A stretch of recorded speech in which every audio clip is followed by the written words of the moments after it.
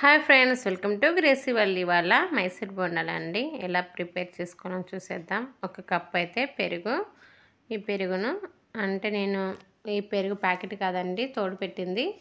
ఇలా గడ్డలు లేకోకుండా మొత్తము ఇలా విస్కర్ తోటి మంచిగా కలపాలండి. ఎక్కడ గడ్డలు లేకుండా మొత్తం వచ్చేటట్టు మనం బాగా కలిపినామనుకో ఎక్కడే గడ్డలు లేకుండా ఉంటుంది. ఇందులో నేను చిటికెడంతా వంట సోడా వేసాను. వంట సోడా వేసి మంచిగా ఇలా విస్కర్ సహాయంతో మంచిగా కలిపెట్టాలి. కలిపెట్టినప్పుడే ఇది చాలా మంచి చూడు ఎయిర్ బబుల్స్ లాగా మొత్తం వచ్చేస్తుందండి. వచ్చినప్పుడు ఇది మైసూర్ బండలు కానీ చాలా బాగుంటాయి. ఇందులోనే మనము ఒక స్పూన్ పైన ఆయిల్ వేసుకోవాలి. ఆయిల్ వేసుకొని మళ్ళీ ఇలాగనే మనం విస్కర్ తోటి కలియబెట్టాలి. మొత్తము ఇలా స్పీడ్గా కలియపెట్టినప్పుడే తొందరగా మనకు ఆయిల్ అంతా పెరుగులోకి మొత్తం అయిపోతుంది.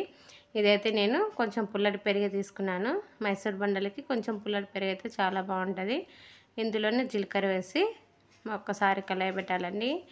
కలిసిన తర్వాత ఒక కప్పు నేను మైదా పిండి తీసుకున్నాను. ఏ కప్పుతోటి మనం తీసుకున్నామో అదే కప్పుతోటి మళ్ళీ ఈ కప్పు పైన నేను కార్న్ఫ్లవర్ కానీ తీసుకుంటున్నానండి. కార్న్ఫ్లవర్ మైదా అయితే చాలా టేస్ట్గా ఉంటాయి. అదేవిధంగా చాలా క్రిస్పీగా క్రంచీగా చాలా టేస్ట్గా ఉంటాయి. ఇలా నేనైతే ఫస్ట్ టైం ట్రై చేస్తున్నానండి. మీరు కానీ ట్రై చేయండి, చాలా చాలా బాగా వచ్చాయి. ఇదేమో కార్న్ఫ్లవర్ వేసానండి. 2 కార్న్ఫ్లవర్ మైదా వేసి మంచిగా బీట్ చేయాలండి. ఈ విస్కర్ తోటి బాగా కలిపినప్పుడు ఉండలు లేకోకుండా ఇది కొంచెము గట్టిగా అయిపోయినట్టుందండి. అదేవిధంగా మనము విస్కర్ పక్కన పెట్టేసి నేనైతే ఇంకా చేతితోటి మంచిగా బీట్ చేస్తున్నాను. ఇలా చేస్తున్నప్పుడు మంచిగా సాగే గుణంలాగా వస్తుందండి. ఇది ఒక్కసారి కలిపి మనము ఇందులోనే నేను ఆనియన్స్ కట్ చేసి వేసాను. వేసి ఒక్కసారి మొత్తము బీట్ చేయాలండి. ఫాస్ట్గా చేస్తేనే ఇది చాలా చాలా బాగా వస్తుంది. అంతా ఒకసారి కలిపి ఒక 1 అవర్ 1.5 మనకి టైం అంటే 2 అవర్స్ అయినా నానినా కానీ చాలా బాగా వస్తుంది.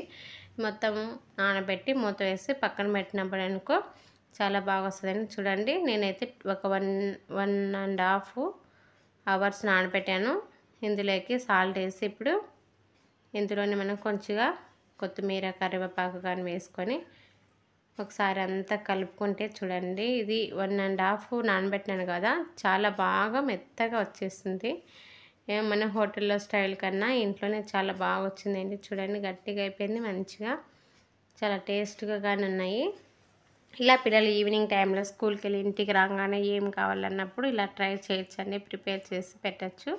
నేనైతే స్టవ్ మీద ప్యాన్ పెట్టి ఆయిల్ హీట్ అయిందా లేదని చూశాను. మొత్తం హీట్ అయిందండి. ఇప్పుడేమో మనం మంట లో ఫ్లేమ్లో పెట్టుకోవాలి. ఎందుకంటే ఆయిల్ అయితే బాగా హీట్ కావాలి, అయినప్పుడే మనకి తొందరగా మైసూర్ బొండాలు కుక్ అవుతాయి. కాబట్టి మనము ఒక్కొక్కటి వేసుకోవాలి. వేసుకొని చూడండి ఇవి మనకు రౌండ్గా రాకపోతే మనం ఒక గంటలో కానీ ఇలా వేసుకొని వదిలేయచ్చు. కాకపోతే నేను ఎందుకని ఇలానే కొద్దిగా చిన్నగా వేసానండి.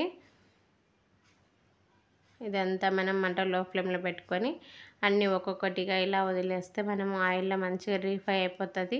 మంచి కలర్ మంచి గోల్డెన్ కలర్ వచ్చేంత వరకు ఫ్రై చేసుకోవాలి. ఇలా టర్న్ చేసుకుంటూ ఇటు అటు ఇరువైపులా కాల్చుకోవాలండి. చాలా చాలా బాగున్నాయి. ఈవినింగ్ టైంలో అయితే పిల్లలు మంచి కూల్గా ఉన్నప్పుడు ఇలా చేసుకొని తినాలా. అంటే డైలీ తినకపోయినా ఎప్పుడైనా తినాలనిపించినప్పుడు ఇలా ఒకసారి ట్రై చేయండి. చాలా బాగా వచ్చినాయి. ఇవి తీసి నేను ఒక టిష్యూ పేపర్ అయినా న్యూస్ పేపర్కైనా వేసేసుకోవాలి, ఎందుకంటే ఆయిల్ అంతా వెళ్ళిపోతుందని. నేనైతే ఒక న్యూస్ పేపర్ వేసి ఒక పక్కన ఉంచుకున్నానండి. అదేవిధంగా మళ్ళీ ఇలానే మిగిలిన పిండినంతా ఇలానే కొంచెం కొంచెంగా వేసుకొని మనము 2 వైపులా కాల్చుకుంటూ మంట లో ఫ్లేమ్లో పెట్టుకొని, ఎందుకంటే మంట లో ఫ్లేమ్లో ఉన్నప్పుడే లోపల పిండిగా లేకుండా మంచిగా కుక్ అయిపోతుంది. అదేవిధంగా మీరు కానీ ఇలా ట్రై చేయండి, చాలా టేస్టీగా ఉంటాయి. ఎందుకంటే పిల్లలు ఈవినింగ్ రాగానే వాళ్ళకి ఏమైనా తినాలి అనిపిస్తాయి కదా, మనం ఏం చేయాలి అని ఆలోచించినప్పుడు ఇలా ఒకసారి కానీ ట్రై చేశారనుకో మా పిల్లలు అయితే ఫుల్ ఎంజాయ్ చేసి తిన్నారండి. చాలా బాగున్నాయి మా, ఇలా చేసావని అడుగుతున్నాడు మా కొడుకు అయితే.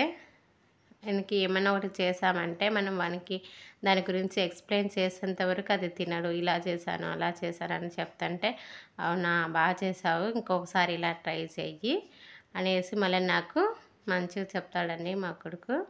అదేవిధంగా చూడండి, మంచిగా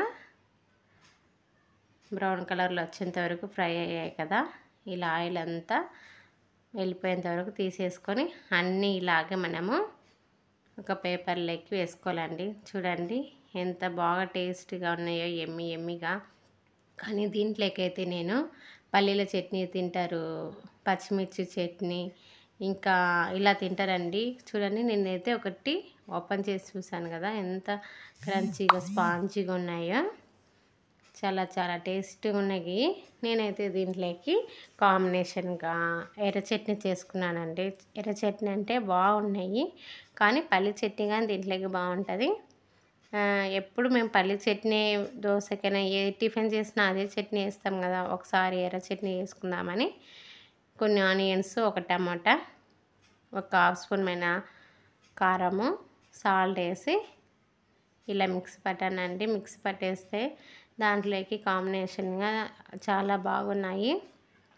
కాబట్టి ఎవరైనా పల్లీల చట్నీ కొందరు ఇష్టపడని వాళ్ళు ఉంటారు కదా, ఇలా కానీ ట్రై చేసుకొని ఎర్ర చట్నీ, ఉల్లిగడ్డ కారం ఏదైనా కానీ అనొచ్చండి. ఇలా తీసుకున్నారనుకో, నేనైతే ఒక హాఫ్ స్పూను కారం వేసాను, కొద్దిగా అంటే కల్లుప్పు వేసాను. నేను కల్లుప్పు వేసి మిక్సీ పట్టామనుకోండి మంచిగా, అంటే మళ్ళీ ఫైన్ పేస్ట్ కాదు, అట్లా అని గరక కాకుండా కొంచెం మీడియంగా ఈ చట్నీ పట్టానండి. ఈ బోండాలలోకి చాలా టేస్టీగా ఉన్నది. మీరు కానీ ట్రై చేయండి, ఒకసారి ట్రై చేసి కామెంట్ చేయండి ఎలా వచ్చినాయో. కాబట్టి ఇలా చేసి పెడితే మీ పిల్లలు కానీ చాలా ఎంజాయ్ చేస్తారు.